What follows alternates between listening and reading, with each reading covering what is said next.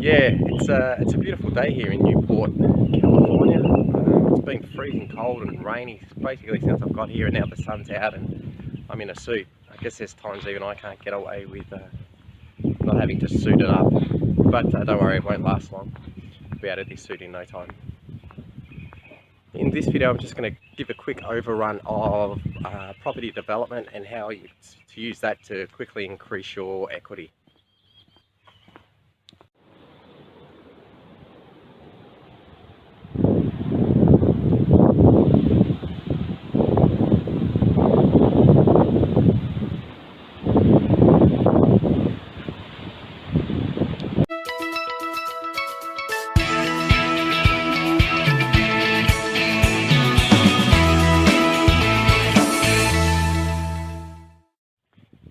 Now, if you follow real estate investing, there's a lot of advice around, like people telling you that most of the profits you make are when you buy rather than when you sell, and it's better to get a good price on a property so that you can actually make the profit when you sell it.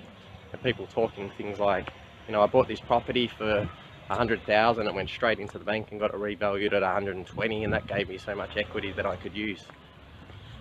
Now, those deals aren't always easy to come by, and at the end of the day, a lot of those deals are, it's a profit which is just on paper. So it's good while the market's going up, and it starts to feed some of the speculation in the market. So we'll work in we'll work in a buyer's market where there's more buyers than sellers, but it's not going to work so well in a seller's market where you've got more sellers. Now, I don't know what part of the market the US is actually in, and I guess it varies from location to location. I'm over here trying to find that out as I go through the process of looking at properties to buy.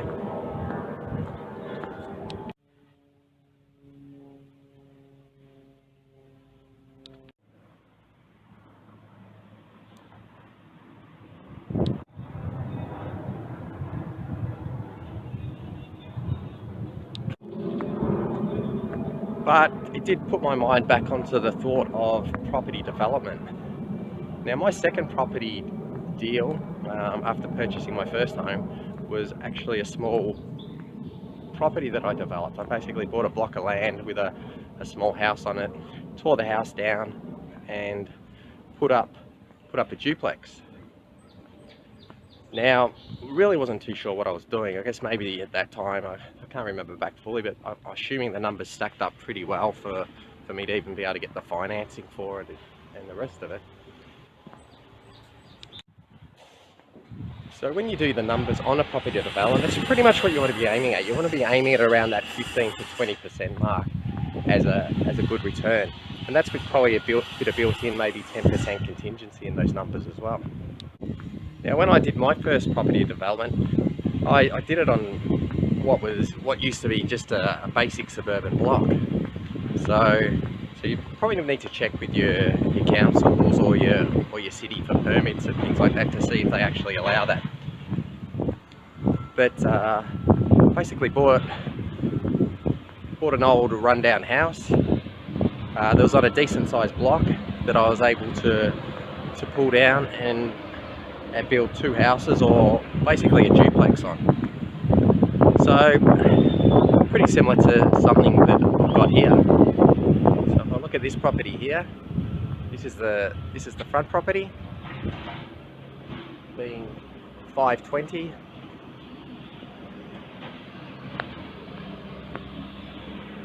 And if we come around this side, we're looking at it, this is still the same property. Excuse that noise, there's just a ton of construction happening in this area. There's like every 3 blocks someone's doing this sort of thing. They're either doing a duplex or they're remodeling a house or something like that. So, and that's the garage. And then we come into the second garage, which is the second place, which is 2311. So that there is a second house. So they basically just split the block into 2.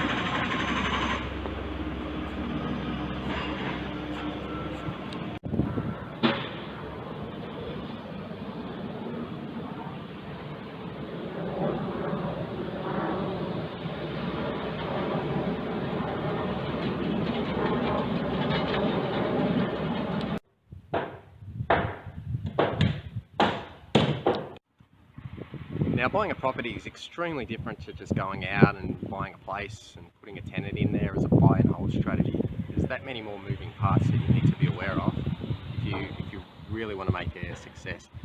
The profits are there, but so are the risks. So you really want to cover off on these type of risks.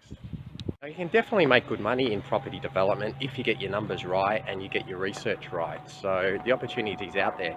There's also the opportunity if you're already buying a place and you might have, you know, a little bit of land on the back to put on another development. So you can easily run these sort of numbers over your own sort of development and see if it's worthwhile doing something like that. When looking for opportunity to do project development or a property development, you might want to look at something like this. This is something I'll be running the numbers on and doing a bit of a feasibility study this afternoon. So you can see here, if you look around,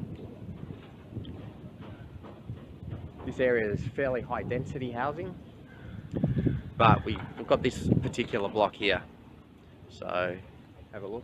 This is all the backyard. It's a corner block which serves well for a development. You're not splitting the block into a frontal duplex. You can basically do two properties. You see all this land through here.